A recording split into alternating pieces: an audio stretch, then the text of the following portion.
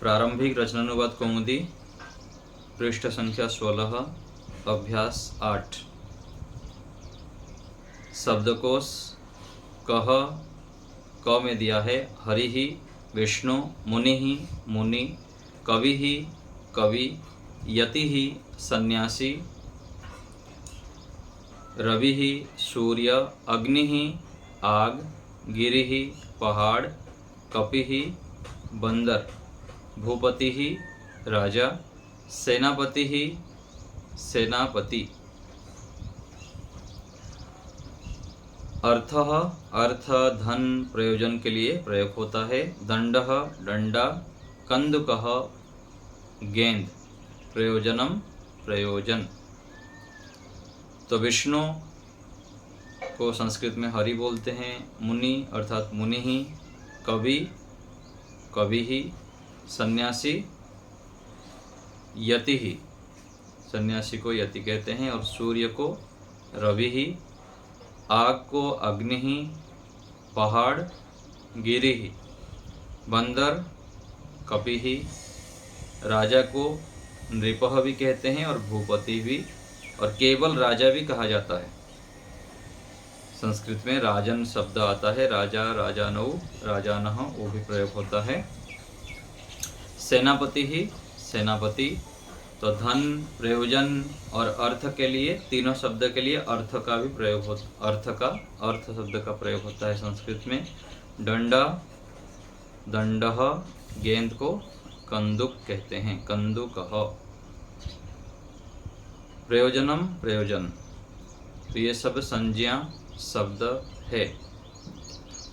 ख में धातु, दीप धातु चमकना, जुआ खेलना।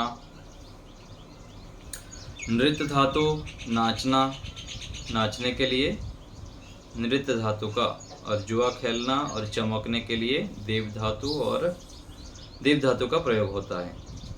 नष्ट होना, नस धातु, नष्ट होने के लिए नस धातु। घूमना अथवा भ्रमण करने के लिए भ्रम धातु। आगे ग में अव्यय, सह सात, सार्धम सात। सात के लिए सह का भी प्रयोग कर सकते हैं, सार्धम का भी प्रयोग कर सकते हैं, और भी आता है साकम समम आदि भी प्रयोग होते हैं। सूचना क, हरि से लेकर सेनापति तक हरि शब्द के तुल्य रूप चलेंगे। एक हरि शब्द यदि हम याद कर लेते हैं तो उसके तुल्य अनेक रूप चलते हैं, अनेक प्रकार के शब्दों के रूप उसी प्रकार से ही चलाएंगे। दीप धातु से भ्रम धातु तक दीप के तुल्य चलेंगे। आगे है व्याकरण, हरि शब्द के विषय में दिया जाएगा। इस अभ्यास में विधिलिंग लकार का अभ्यास कराएंगे और तृतीया विभक्ति के विषय में बताएंगे। यहाँ पर नीचे हरि शब्द के पूरे रूप स्मरण करो। देखो शब्द संख्या 2, हरि शब्द कहाँ पर दिया है? हरि शब्द पीछे जो शब्दकोश है उसके 2 नंबर में दिया है। तो अभी हम अभ्यास 8 पढ़ रहे हैं, निकाल लेंगे जो नए जुड़े हैं। तो व्याकरण के नीचे हरि शब्द के रूप स्मरण करो आ गया। आगे है संक्षिप्त रूप लगाकर मुनि आदि के रूप हरि के तुल्य बनाओ। संक्षिप्त रूप लगाकर मुनि, कवि, यति ही, रवि ही, इन सब के रूप भी हरि शब्द के तुल्य ही चलाएंगे। तो हरि शब्द को अच्छी प्रकार से याद कर लेंगे उच्चारण सहित।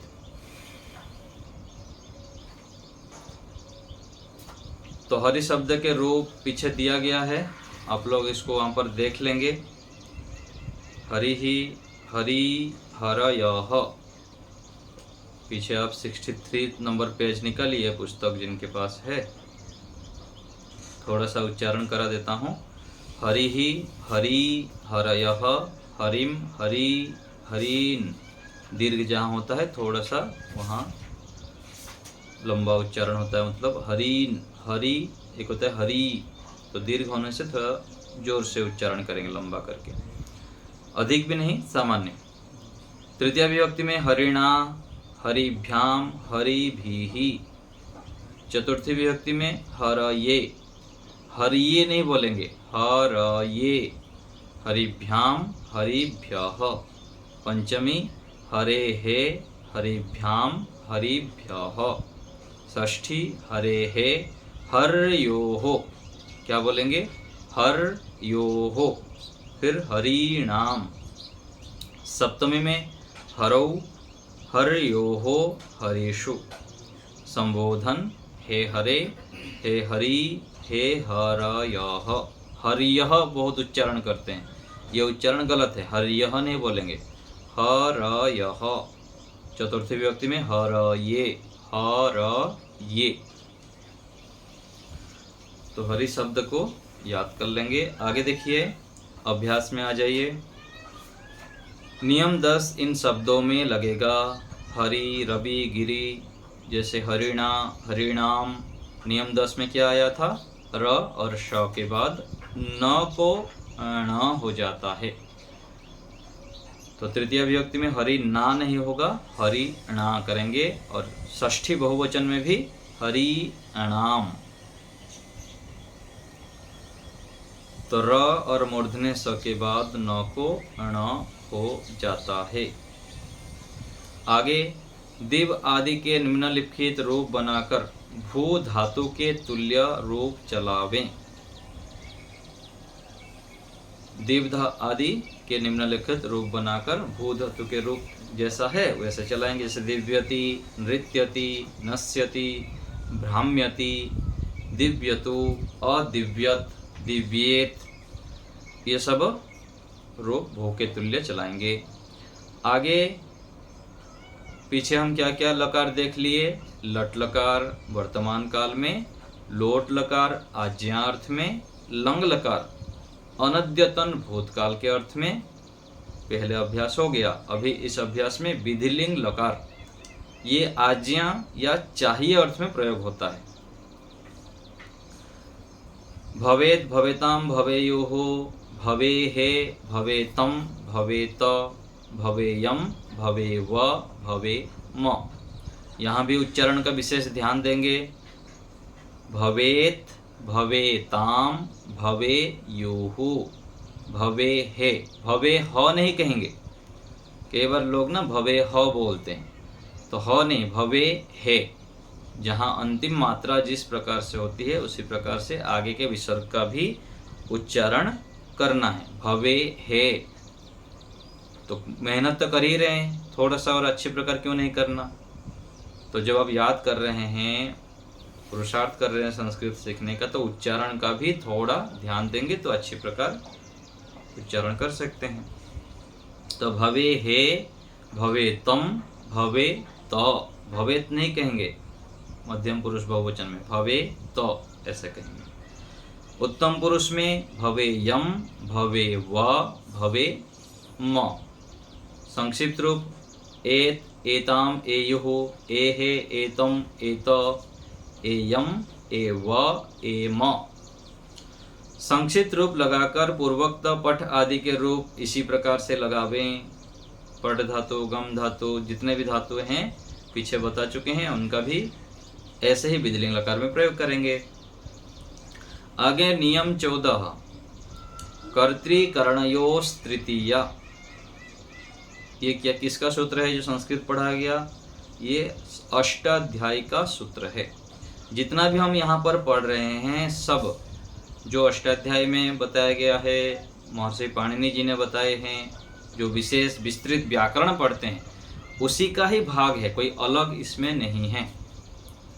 जब आप अधिक व्याकरण आदि पढ़ेंगे, अष्टाध्यायी, काशिका, महाभाष्य जितने ही पढ़ेंगे सब यही बात ही आएगा, उसी को ही सार रूप में यहाँ पर प्रारंभिक विद्यार्थियों के लिए दिया गया है।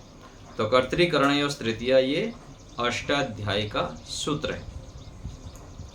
करण कारक में तृतीया होती है और कर्मवाच्य या भाववाच्य में कर्ता में। तो करण कारक में तृतीया विभक्ति होती है, इतना अभी समझ लीजिए। और पुराने विद्यार्थी को हम कर्मवाच्य के विषय में भी सामान्य जानकारी दिए थे, कर्मवाच्य भाववाच्य। नए विद्यार्थी उसको बाद में समझेंगे, अथवा जो पुराने हमारा वीडियो है यूट्यूब में, उसमें भी बोर्ड में कुछ समझाने का प्रयास किया गया है। उस प्लेलिस्ट में जब आप पढ़ते जाएंगे बोर्ड में देखते हुए तो वहाँ पर भी आएगा, और आगे हम चर्चा करेंगे समय अनुसार। तो यहाँ पर इतना समझिए कि करण कारक में तृतीय विभक्ति होती है। जैसे कंदुकेन क्रीडति, गेंद से खेल रहा है। तो जिस साधन से, करण किसको कहते हैं? साधन। मैं पुस्तक से पढ़ रहा हूँ, पेन से लिख रहा हूँ, साइकिल से जा रहा हूँ। जो साधन हमको कार्य की सिद्धि के लिए प्रयोग करते हैं उस साधन को करण कहते हैं। मैं आँख से देख रहा हूँ, तो आँख क्या है? साधन है। तो साधन में तृतीय विभक्ति। किससे खेल रहा है? गेंद से खेल रहा है। गेंद में तृतीय विभक्ति लगाएंगे। तो कंदुकेन क्रीडति, गेंद से खेल रहा है। दंडेन गच्छति, दंडे से जा रहा है। वृद्ध व्यक्ति है, दंडे के सहारे से जा रहा है। रामेण भोजनम खादितम, ये कुछ कर्मवाच्य का भी उदाहरण दे दिए यहाँ पर।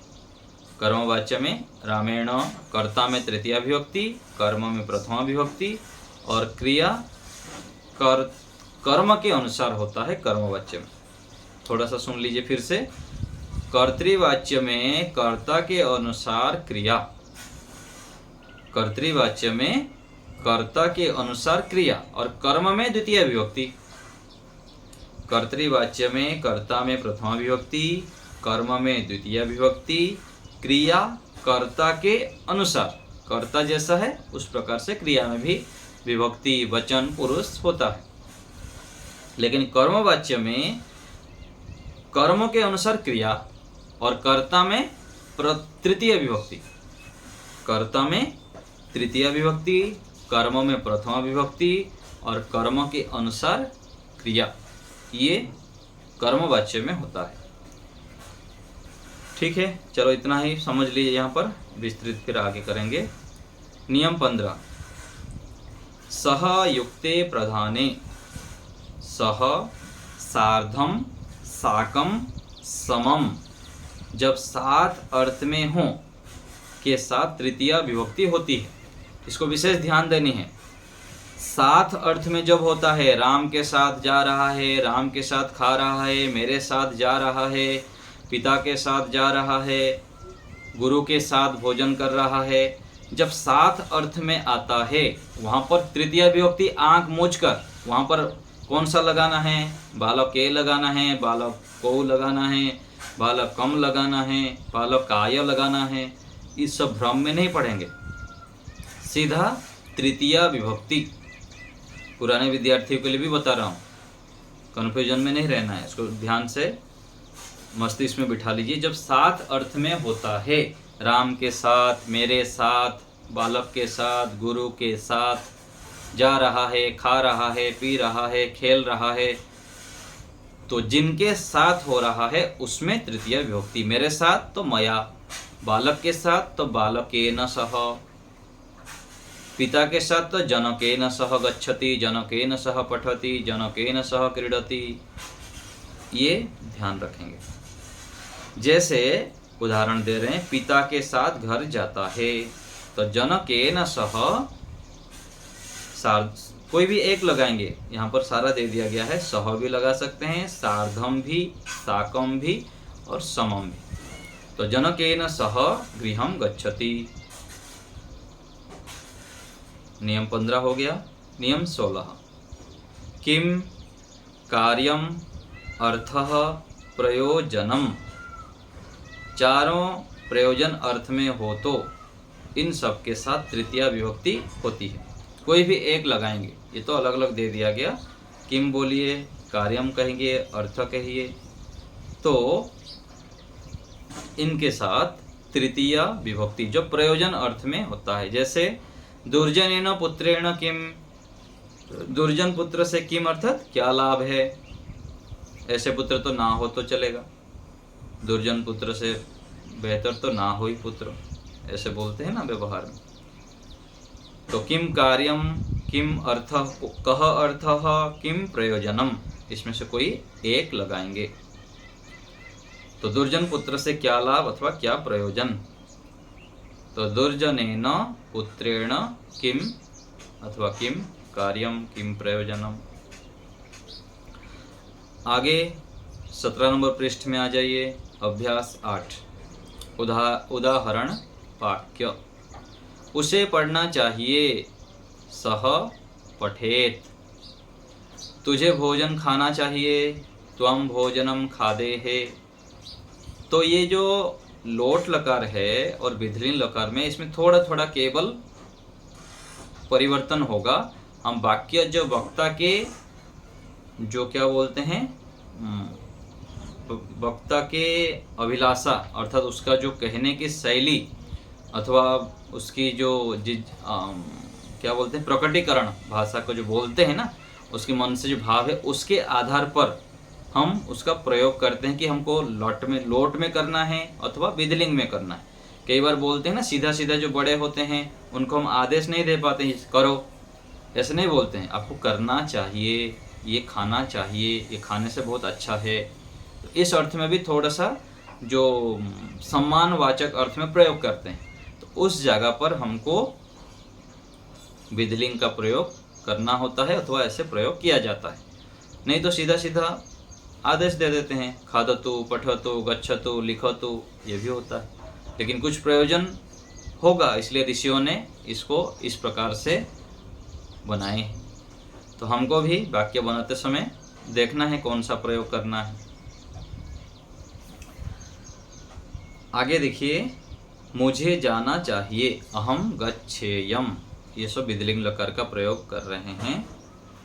तो कर्ता प्रथम पुरुष में है तो क्रिया भी प्रथम पुरुष में, कर्ता मध्यम पुरुष में है तो क्रिया मध्यम पुरुष में, सह प्रथम पुरुष एक वचन है, त्वं मध्यम पुरुष एक वचन है और अहम उत्तम पुरुष एक वचन है। नए विद्यार्थी पुरुष को और वचन को अच्छे प्रकार से मस्तिष्क में बिठा दीजिए।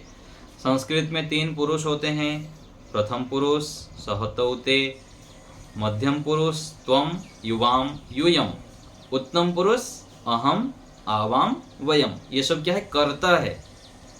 कर्ता एक है तो प्रथम एक वचन में, कर्ता 2 है तो द्विवचन में, कर्ता बहुत है तो बहुवचन में। 3 पुरुष 3 वचन को अच्छे से मस्तिष्क में चित्र बना लीजिए। तो अहम गच्छेयम, मुझको जाना चाहिए, मुझे जाना चाहिए। त्वं दुर्जनेन सह न तिष्ठेः, तुम दुर्जन के साथ ना बैठो, ना रहो। तिष्ठ धातु जो होता है बैठने अर्थ में, रहने अर्थ में, अलग अलग जगह पर प्रयोग हो जाता है। सह दंडेन क्रीडेत, उसे दंडे से खेलना चाहिए अथवा वह दंडे से खेलें, ऐसे भी बोल सकते हैं। तो दंडे न क्यों हुआ, साधन बन रहा है दंडे से, इसलिए दंडे न। यतिना सह कवि ही तिष्ठति, सन्यासी के साथ कवि बैठा है। दुर्जनेन कोऽर्थः, दुर्जन से क्या लाभ, क्या प्रयोजनम, क्या कार्य है? दुर्जन से कुछ लाभ ही नहीं है। रवि ही दिव्यति, रवि चमकता है, चमक रहा है। बालिका नित्यति, बालिका नाच रही है। गृहम नश्यति, घर नष्ट हो रहा है। छात्रः भ्राम्यति, छात्र अर्थात जो छात्र है भ्रमण कर रहा है। उदाहरण वाक्य हो गया। आगे देखिए, संस्कृत बनाओ, उसे पढ़ना चाहिए। सह पठेत, उसे हंसना चाहिए। सह हसेत, उसे यहाँ आना चाहिए। सह अत्र आगच्छेत, जाने के लिए गच्छेत और आने के लिए आगच्छेत। उसे वहाँ नहीं जाना चाहिए। सह तत्र न गच्छेत, उसे गेंद खेलना चाहिए। सह गेंद खेलना चाहिए था, गेंद से खेलना चाहिए। ऐसे भी शब्दों के आधार पर हमको बना सकते हैं। तो सह कंदुकेन क्रीडेत, उसे पिता के साथ घूमना चाहिए। सह जनकेन सह अथवा सार्धम भ्राम्येत। कन्या को नाचना चाहिए। कन्या को यहाँ पर कर्म है तो कन्याम नृत्येत। यहाँ ध्यान देंगे कर्ता कहाँ पर लगाएंगे और कर्म कहाँ पर लगाएंगे। कर्ता में प्रथमा विभक्ति, कर्म में द्वितीय विभक्ति। फिर से बोल रहा हूँ, कर्ता में प्रथमा विभक्ति, कर्म में द्वितीय विभक्ति। तो कन्या को नाचना चाहिए तो अर्थात यहाँ कर्म है कन्या को, तो कन्याम नृत्येत।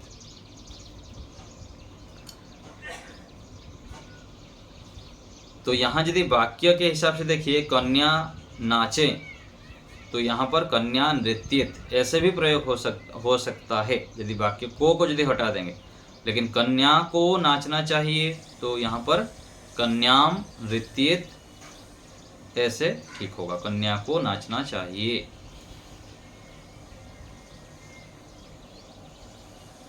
आगे है तुझे पत्र लिखना चाहिए। त्वम पत्रम लिखे है, मध्यम पुरुष है ना तो लिखे है। तुझे भोजन खाना चाहिए। त्वम भोजनम खादेहे। तुझे जल पीना चाहिए। त्वम जलम पिबेहे। तू मुनि को देख। त्वम मुनिम पश्येहे। तू हरि के साथ खेल। त्वम हरिणा सह क्रीडेहे।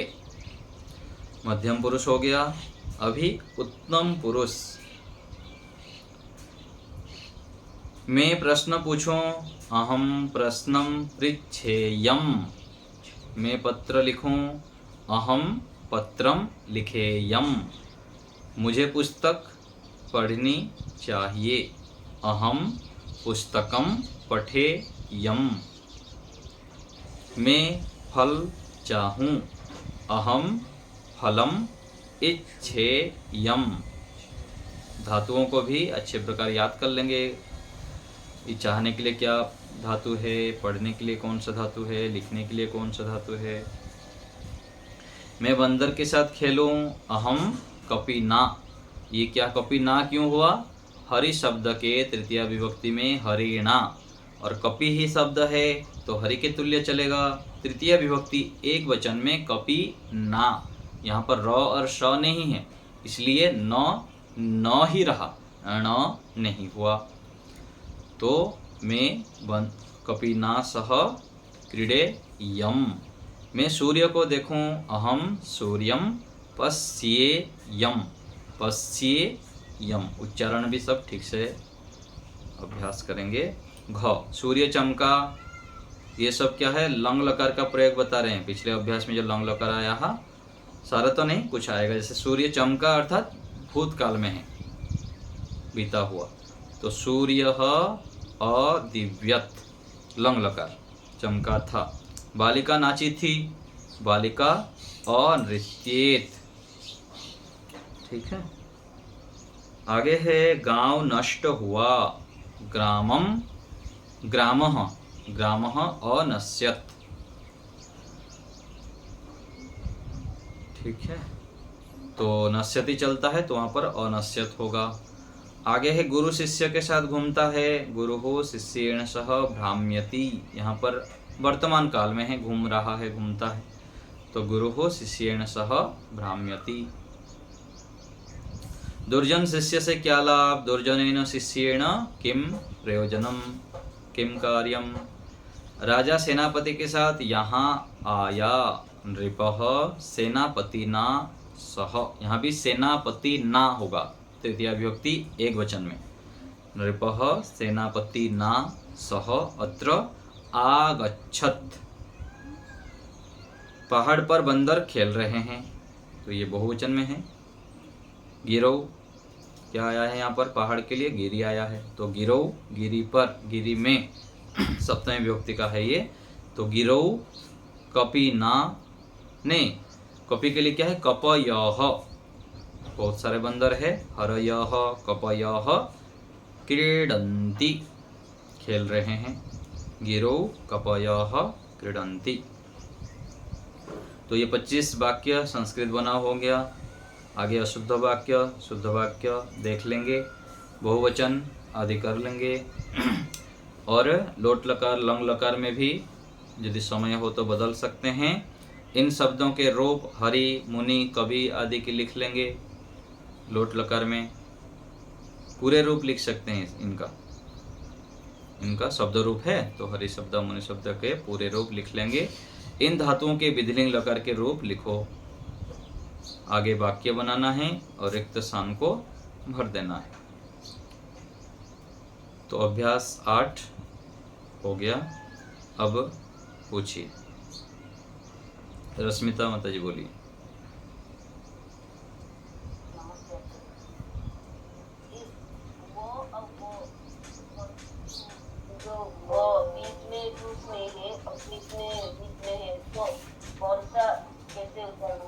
वा तो अथवा अर्थ में संस्कृत में प्रयोग होता है वा, और वह प्रयोग हिंदी में करते हैं।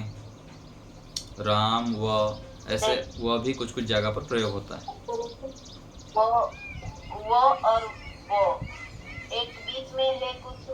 हाँ, वो ब और व जो है ना, वो बहुत सारे ऐसे से बाकी से बल है तो वहां पर ब प्रयोग होता है, और वृद्धि तो वहां पर व का प्रयोग होता है। तो हिंदी का जब हम प्रयोग करते हैं हिंदी भाषा, तो उसमें कुछ शब्द उस प्रकार से आते हैं, तो उसके आधार पर हमको ब और व का प्रयोग करना होता है। ठीक है, कोई निश्चित जो ये वो है ना, वो उच्चारण होगा ना? कहाँ पर? हाँ, वहाँ पर व उच्चारण करेंगे। जी जी, व उच्चारण करेंगे। वृद्धि में भी व उच्चारण करेंगे। बल में ब प्रयोग होता है।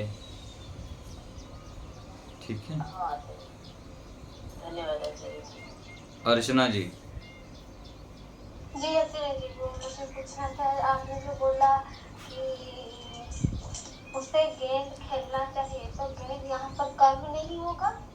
गेंद को खेलना चाहिए? गेंद खेलना चाहिए मतलब यहाँ पर ना गेंद के साथ खेलना चाहिए, गेंद के सहारे खेलें। गेंद को खेलना चाहिए तो वो भी लगा सकते हैं, लेकिन यहाँ प्रकरण के हिसाब से तृतीया विभक्ति का कर रहे हैं ना, तो इसीलिए यहाँ पर गेंद से खेलना ठीक लग रहा है। दोनों कर सकते हैं, गेंद को खेलना चाहिए, यदि ऐसे करना चाहे तो भी कर सकते हैं।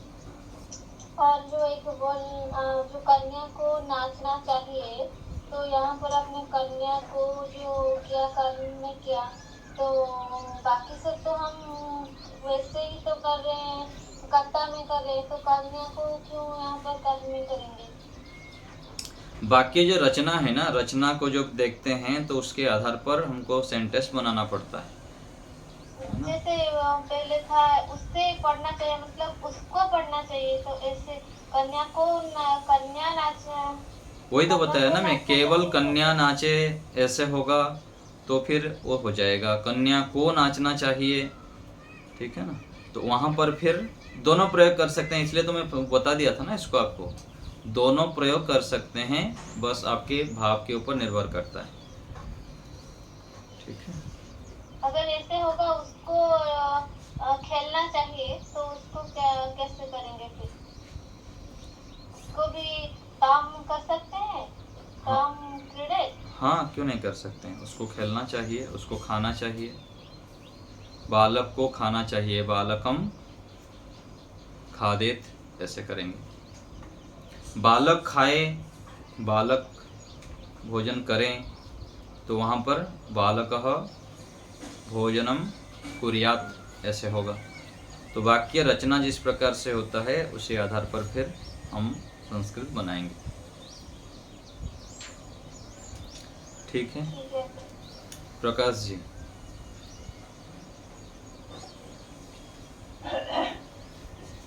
ये मैं 3 वाक्य लिखे हैं।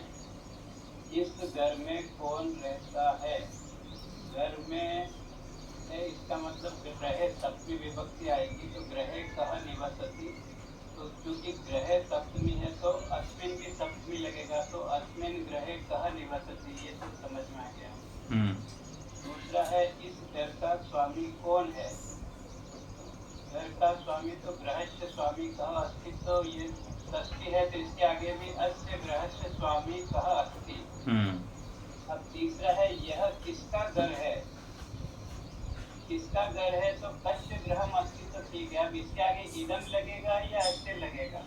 अस्य लगेगा ना, यह घर किस, नहीं नहीं, हाँ यहाँ पर इदम लगाएंगे क्योंकि यहाँ पर ना घर का यह हो रहा है ना, यह घर किसका है, तो वाक्य को हम घुमा के बोल रहे हैं, तो यह किसका घर है, तो यहाँ पर इदम कस्य गृहम अस्ति ऐसे करेंगे। अब कस्य मतलब है तो षष्ठी है तो फिर इसके आगे वाला षष्ठी होना जरूरी नहीं? ना, वो वाक्य रचना के ऊपर बता रहा हूँ ना, वाक्य रचना के ऊपर निर्भर करता है। इस घर का तो ये दोनों एक प्रकार से हो रहा है, यहाँ पर जो वाक्य बना है ये घर के साथ कनेक्ट हो रहा है, यह घर, तो इसलिए घर का विशेषण बनेगा ये यह। तो ऐसे समझे क्या कि ये जो नीचे के जो दो वाक्य थे ना, ग्रह ये संज्ञा थी और अस्मिन सर्वनाम है। अब कस्य तो ऑलरेडी सर्वनाम है, इसलिए इसके आगे इदम ही लगेगा। इस तरह से समझे क्या? नहीं, ऐसे नहीं होता है। जो विशेषण हम प्रयोग कर रहे हैं ना, किसके लिए प्रयोग कर रहे हैं, किस विशेष्य के लिए प्रयोग कर रहे हैं, इसके आधार पर हम निर्णय करते हैं। जो विशेषण का हम प्रयोग कर रहे हैं ना, सर्वनाम का प्रयोग कर रहे हैं, वो किसके लिए प्रयोग कर रहे हैं, उसके आधार पर हमको यहाँ पर उनका लगाना है, विशेष्य के आधार पर। यह घर, यह किसका घर, तो जो बोल रहे हैं ना, तो यह घर किसका है, वाक्य ऐसे होता है, ऐसे इसलिए प्रयोग करेंगे। ठीक है, सुदेशना माता जी। जय जी नमस्ते। अच्छा जी, जो भ्राम धातु है ये तो लट लकार में भ्राम्यति चलता है और लिट लकार में भ्रामिष्यति। हाँ, लिट लकार में देख लेंगे भ्रामिष्यति अथवा क्या दिया है इसमें, पीछे पुस्तक में देख लेंगे जो आया होगा। ठीक है। और अभ्यास 7 में मालाएं और जटाएं यहाँ है, तो मालाहा जटाहा च अत्र सन्ति, ये ठीक है? हाँ जी। और एक गंगा और यमुना को देखो, गंगाम यमुनाम च पश्य। यहाँ पर कर्म हो रहा है ना, गंगा को यमुना को, तो गंगाम यमुनाम ऐसे करेंगे। भ्रम धातु दिया है 28 नंबर संख्या में, तो यहाँ पर भ्रम धातु का भ्रमिष्यति होता है, भ्रमिष्यति, भ्रमिष्यति, भ्रमिष्यतः, भ्रमिष्यन्ति। कुसुम माता जी बोली। आचार्य जी नमस्ते। ये जैसे कर्मवाचक कर्तृवाच को इस तरह से तो देखें कि मुझे भोजन करना चाहिए, इसमें तो हम भोजनम खादेयम ये हो गया। फिर मुझको भोजन करना चाहिए, तो मैं भोजनम खादितम, खादितम, भोजनम खादितम जी। ऐसे राम को भोजन करना चाहिए, राम को तो रामेण नहीं, खादितम यहाँ पर कौन सा कर रहे हैं, खादितव्यम होगा ना, ये यहाँ पर तव्य प्रत्यय लगाना होगा चाहिए अर्थ में। खादितम का मतलब क्या है? खादितव्यम करना पड़ेगा, चाहिए अर्थ में आप कर रहे हैं ना, इसलिए। खादितम का मतलब क्या है? खादितम जब करेंगे तो खाया हो जाएगा यहाँ पर। अच्छा, राम ने भोजन खाया। हाँ, यहाँ पर ये तो प्रत्यय हो जाएगा फिर, खादितम जब लगाएंगे तो। अच्छा, इसका तो ये राम ने भोजन खाया। हाँ, भोजन खाया, जल पिया, जलम पीतम ऐसे होगा। ठीक है। गाम नष्ट हुआ, इसका क्या होगा?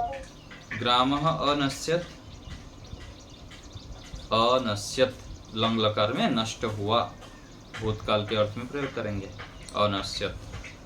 अच्छा, यहाँ ग्राम नहीं आएगा ना, गांव नष्ट हुआ, ग्रामः अनश्यत, गांव है यहाँ पर केवल। ग्राम पुल्लिंग है।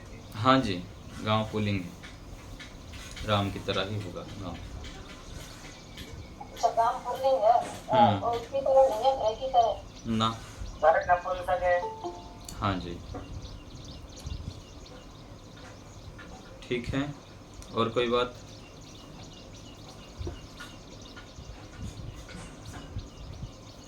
चलिए, हो गया सबका, यहीं रखते हैं। ओम का उच्चारण करेंगे। ओम शांति शांति शांति। सर्वेभ्यो नमः।